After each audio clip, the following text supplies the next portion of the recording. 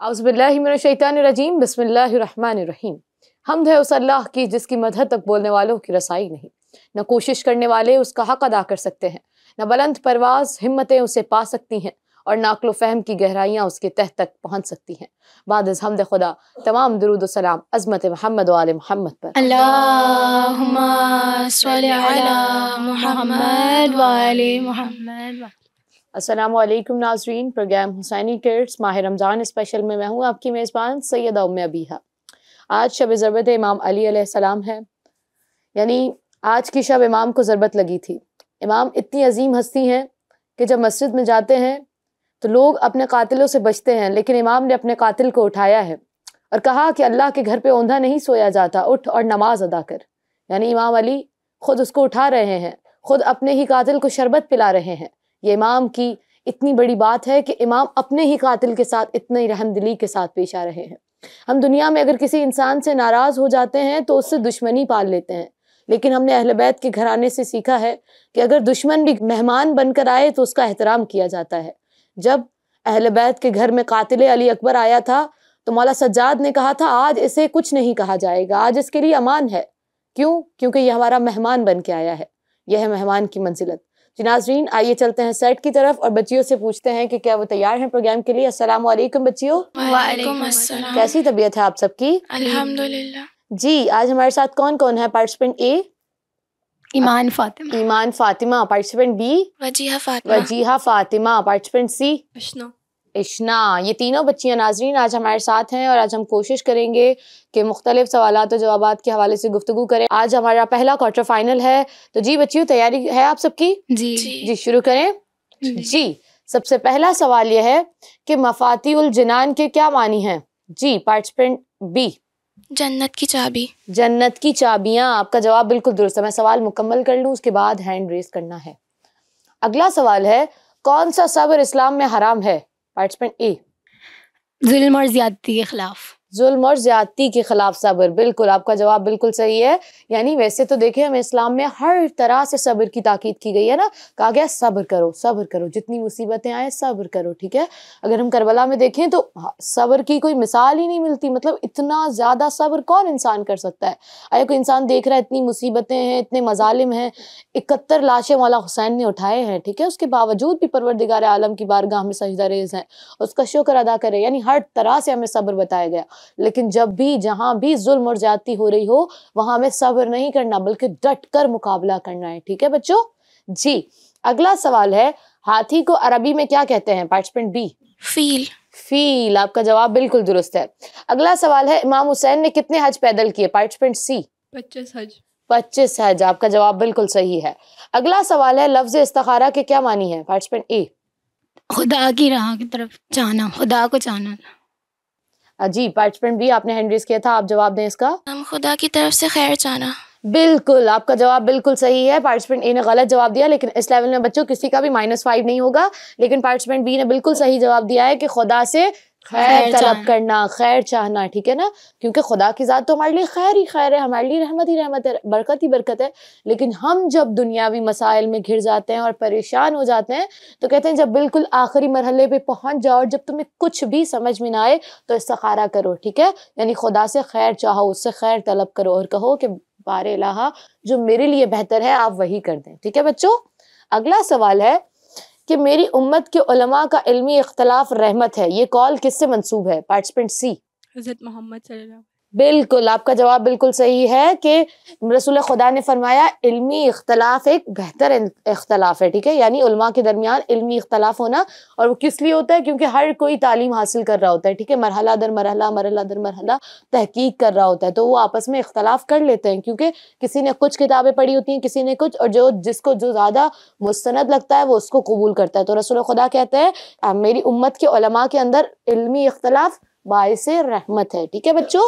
अगला सवाल है कि जो रोजे जुमा 100 दफा दुरूद पढ़े उसका कितना फायदा है? पार्टिसिपेंट सी 80 साल के गुनाह माफ़ हो जाते हैं। बिल्कुल, आपका जवाब बिल्कुल सही है। 80 साल के गुनाह माफ हो जाते हैं। तो यानी रोज़े जुमा देखें हमारे लिए बहुत बड़ा दिन, ईद का दिन करार दिया गया है ना, कि रोज़े जुमा के दिन तैयार हो, जल्दी उठो, ठीक है, सदका दो, खैरात दो। और बहुत से बच्चों के घर में तो कुछ अच्छा खाना भी बनता होगा, स्पेशली तौर पर किसी के घर में बिरयानी बन रही होती है, लेकिन रोज़े जुमा की बरकत है कि किसी के घर में गोश्त आ रहा होता है और कोई तैयार होकर नमाज के लिए जाता है। तो रोज़े जुमा के दिन अगर हम दुरूद पढ़ते हैं 100 दफ़ा, तो उससे हमें ये फ़ायदा मिलता है कि हमारे 80 साल के गुनाह, देखें एक गुनाह भी कितना बड़ा है, और 80 साल जो भी इंसान गुनाह अंजाम देता है उसके तमाम तर गुनाह माफ हो जाते हैं। ठीक है बच्चों, अगला सवाल है कि मुनाफिकत के मर्ज से महफूज रहने के लिए रसूल खुदा ने कौन सी सूरह तिलावत की? पार्टिसिपेंट सी, सूरह मुनाफिकून। बिल्कुल, देखें जो भी मुनाफिकत से महफूज रहना चाहता है ना, इसके मर्ज से महफूज रहना चाहता है कि वो खुद मुनाफिक ना बने या मुनाफिक लोगों से बचे,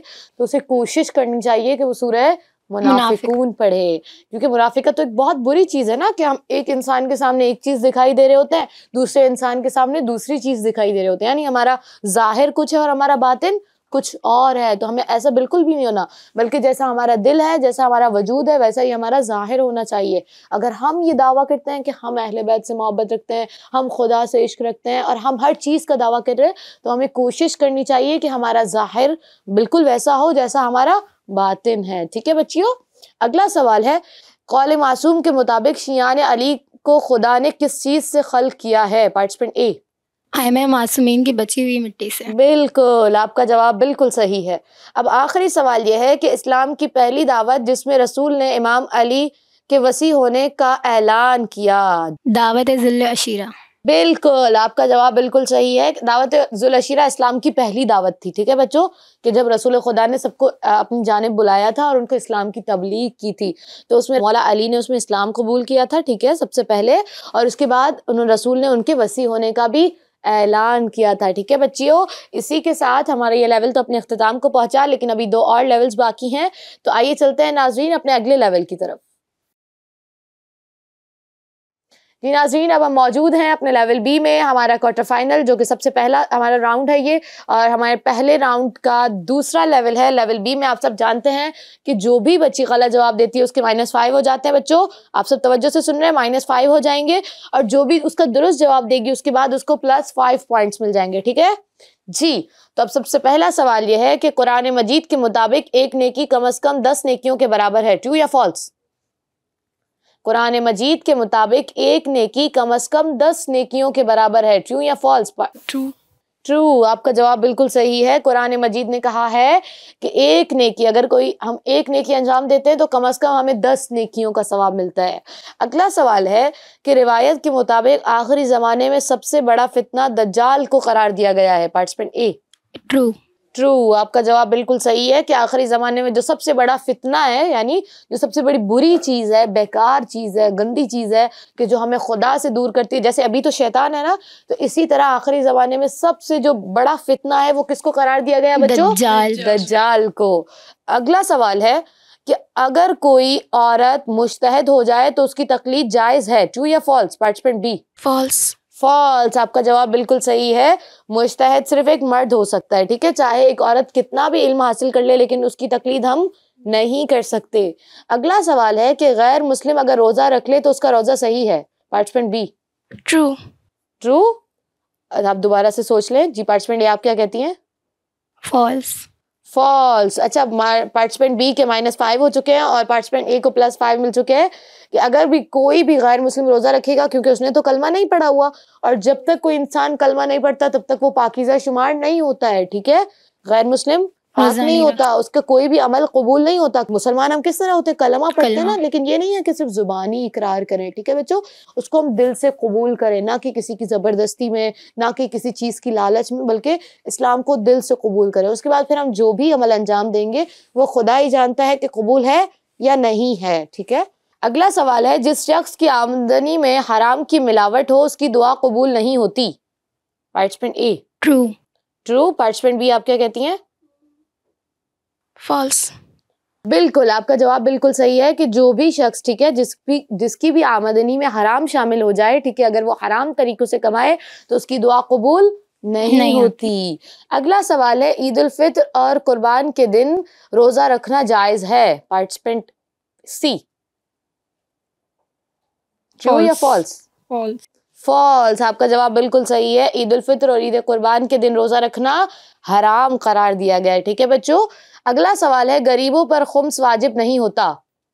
जी, पार्टिसिपेंट ए फॉल्स। आपका जवाब बिल्कुल सही है। खुम्स हर एक के ऊपर वाजिब है। ठीक है, क्योंकि हर कोई तो कमा रहा है ना, हर कोई इस्तिताअत रख रहा है। ठीक है, साल में कुछ ना कुछ उसका बचता है, चाहे इंसान कितना भी गरीब हो लेकिन वो कुछ ना कुछ तो बचाता है ना अपने माल के हिस्से में से, तो हर चीज का खुम्स होता है। ठीक है, तो इसी तरह अगर कोई इंसान गरीब भी है लेकिन उसके ऊपर खुम्स वाजिब करार दिया गया है। अगला सवाल है अमीरुल मोमिनीन किसका लक़ब है? पार्टिसिपेंट बी, इमाम अली इब्न अबी तालिब। इमाम अली इब्न अबी तालिब। आपका जवाब बिल्कुल सही है। अच्छा बच्चों, हमारे पास आपके लिए चंद तस्वीर हैं और उसके बाद फिर हम अपने अगले लेवल की तरफ जाएंगे। तो आइए चलते हैं टीवी स्क्रीन की जानिब और देखते हैं कि सबसे पहली तस्वीर कौन सी है। तो जी बच्चियों, ये तस्वीर आप सब देख रही हैं, आप बता सकती हैं कि ये किसका मज़ार है? पार्टिसिपेंट बी, कायदे आज़म मोहम्मद अली जिन्ना का। आपका जवाब बिल्कुल दुरुस्त है। अच्छा बच्चियों, अब एक और तस्वीर है हमारे पास आपके लिए। आइए टीवी स्क्रीन की तरफ देख चलते हैं और देखते हैं कि दूसरी तस्वीर कौन सी है। आप सब इस मकाम को देख रहे हैं। वजिहा ने दोबारा से हैंड रेस किया। वजिहा, आपसे जवाब लेते हैं। बीबी मासूम कौम का। आपका जवाब बिल्कुल दुरुस्त है। ये रोज़ा मासूमा कुम है। आपका जवाब बिल्कुल सही था और आपने दोनों जवाबात बिल्कुल दुरुस्त दिए। हालांकि इस राउंड में मेरे ख्याल में पार्टिसिपेंट बी के -5 भी हो चुके हैं ऑलरेडी, लेकिन आप सबने बिल्कुल सही और बिल्कुल दुरुस्त जवाबात दिए हैं। कोई मसला नहीं है। आइए चलते हैं अपने लेवल सी की तरफ। जी नाज़रीन, आप देख रहे हैं हमारा प्रोग्राम हुसैनी किड्स। हमारा पहला क्वार्टर फाइनल है और उसका तीसरा लेवल यानी आखिरी लेवल सी है। इसमें हम बच्चों से 10 सवालात करेंगे, उनको 3 या 4 ऑप्शंस देंगे और उसके बाद उनसे जवाब लेंगे। जो बच्ची सबसे पहले हैंड रेस करेगी और 5 सेकंड के अंदर जवाब देगी, उसी का जवाब ही दुरुस्त करार दिया जाएगा। तो आइए सेट की तरफ चलते हैं और बच्चियों से पूछते हैं कि क्या लेवल सी की तैयारी मुकम्मल है? मुकम्मल है आप सबकी तैयारी? जी। तो सबसे पहला सवाल ये है कि जन्नत फ़कत तमन्नाओं और आरजुओं से हासिल नहीं होती, ये किसका कौल है? मुझे ऑप्शंस दे लेने दें, उसके बाद हैंड रेस कीजिएगा। ऑप्शन ए इमाम अली अलैहिस्सलाम, ऑप्शन बी इमाम हसन अलैहिस्सलाम, ऑप्शन सी इमाम हुसैन अलैहिस्सलाम। जी, पार्टिसिपेंट ए, इमाम अली अलैहिस्सलाम। आपका जवाब बिल्कुल दुरुस्त है। इमाम अली ने क्या फरमाया कि जन्नत सिर्फ आरजुओं और तमन्नाओं से हासिल नहीं होती। अगला सवाल है कि कौल रसूल के मुताबिक खुशी के मौके पर कौन सा अमल खुदा को गज़बनाक कर देता है? पहला ऑप्शन है कि गिरिया करना, ऑप्शन बी है गाना बजाना, ऑप्शन सी है इनमें से कोई नहीं। जी, पार्टिसिपेंट सी, गाना बजाना। बिल्कुल, आपका जवाब बिल्कुल सही है कि खुशी के मौके पर कभी भी ये अमल खुदा को पसंद नहीं आता कि इंसान गाना बजाना करे। हालांकि देखिए हमारे पास बच्चों माशरे में होता है ना कि हमारी पहली खुशी है या हमारी सबसे बड़ी खुशी है, तो हम क्या करेंगे? गाना बजाना करेंगे, बेपर्दगी करेंगे। ठीक है, यानी बुरे बुरे अमल अंजाम देंगे, वही अमल के जो शैतान को पसंद है, जो शैतानी अमल है। ठीक है, उससे कभी भी खुदा राज़ी नहीं होता। हमने तो कलमा पढ़ा हुआ है, हम खुदा को मानते हैं, खुदा से मोहब्बत करते हैं, तो ऐसा कैसे हो सकता है कि हम खुदा से मोहब्बत भी करें, उसका कलमा भी पढ़ें, नमाज भी पढ़ें और उसके साथ बुरे अमल भी अंजाम दें? तो हमें खुशियों में कभी भी ऐसे अमल अंजाम नहीं देने जिससे परवरदिगार आलम नाराज हो जाता है। ठीक है बच्चों, अगला सवाल है कि खतीब मिंबर सलूनी किसका लक़ब है? पहला ऑप्शन है हजरत मुस्लिम, ऑप्शन बी है इमाम अली, ऑप्शन सी है बीबी ज़ैनब। जी, पार्टिसिपेंट बी, इमाम अली अलैहिस्सलाम। बिल्कुल, आपका जवाब बिल्कुल मिंबर है। खतीब मिंबर सलूनी किसको कहा जाता है? इमाम अली अलैहिस्सलाम। बाजार कूफा में सर हुसैन ने किस सूरा की तिलावत की?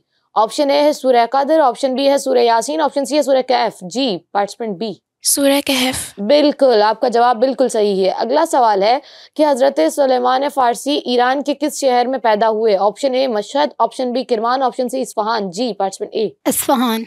इस्फहान, आपका जवाब बिल्कुल सही है। अगला सवाल है मौला अली ने विलादत के बाद किस सूरा की आयात तिलावत की? ऑप्शन ए सूरह बकरा, ऑप्शन बी सूरह मोमिनून, ऑप्शन सी सूरह मुनाफिकून। पार्टिसिपेंट सी, सूरह मोमिनून। बिल्कुल, आपका जवाब बिल्कुल दुरुस्त है।